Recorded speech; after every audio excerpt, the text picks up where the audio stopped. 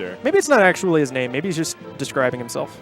Yeah, I mean, at Smash and Splash, a lot of us are moist. Absolutely. It's just really hard not to be wet in this venue. Just stay away from the electronics. That's right. Don't drop your controller in the pool. Cool. All right. Ooh. Tech read, going for that low back air. Something a lot of players have figured out, I would say, with higher level players sort of showcasing exactly how to do it is you use those, you want the aerial as low to the ground as possible when you're a fast faller. Most of the time you want it as low to the ground because L cancel, end lag, and you can start moving to track. And that makes DI a little less variable of a factor in your combo because you have more time to react. I think I'm pretty sure he can knee there. I feel like he can knee. I think there's been a couple times where Moist has kind of gotten stuck in his movement.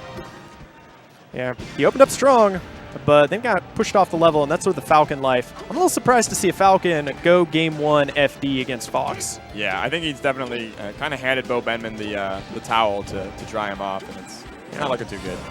Now, I kind of understand it, though, because you've got, if you're Benman, you're Fox against Falcon, your strikes probably look like Battlefield Dreamland. Because then you're forcing him onto Fountain and Yoshi's. Right. And if he's a Falcon who likes room to maneuver, he's not going to want to go Yoshi's, but he's going to be stuck here without platforms. Yeah.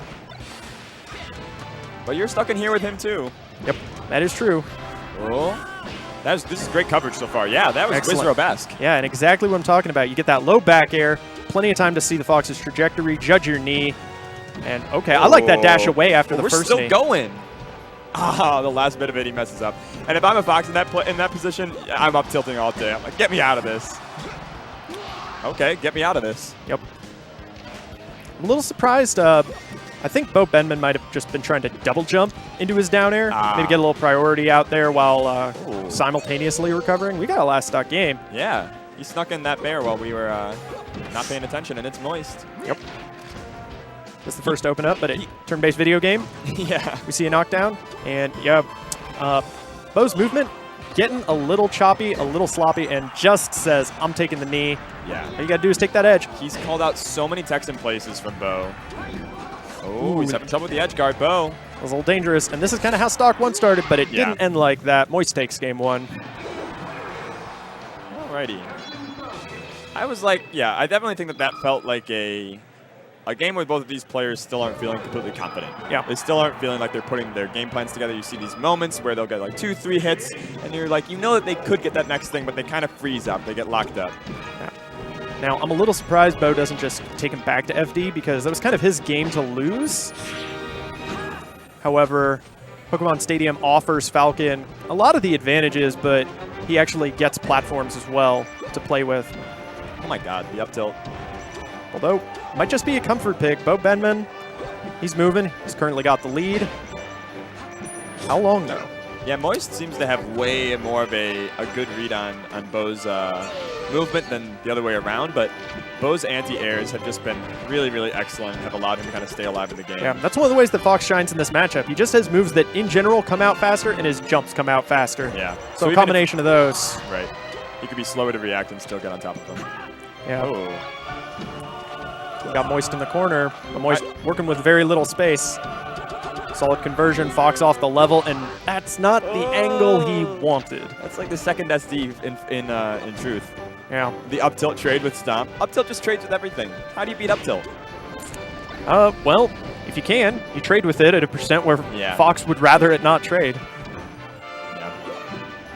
This could have been a pretty even game with the exception of that Firefox. He's got him on the wall. Just got to bring it over to the window. Execution testing him. That's one of those cases where it's like the move has a lot of shield stun.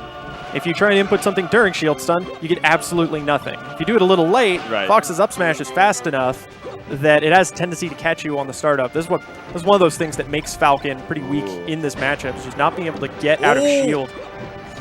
Oh, okay, that was almost a Chernobyl combo. All right, just letting it rip, dude. Oh, man. Yeah, they're kind of going back and forth, but again, they just can't seem to finish each other off. Yeah, Moist definitely has the edge in that regard. He's also been way more proactive in going out there. That's what I'm talking about, getting that up air on the Firefox. He's learned from Game 1. He's learned what Benman's. Oh, off stage. Yeah, that's it. No, and another Another quick death off the side of the stage for Bo, and what could have been a pretty competitive set kind of washes away like tears in rain. I agree. I think that Sad. I think it was cool that Moist.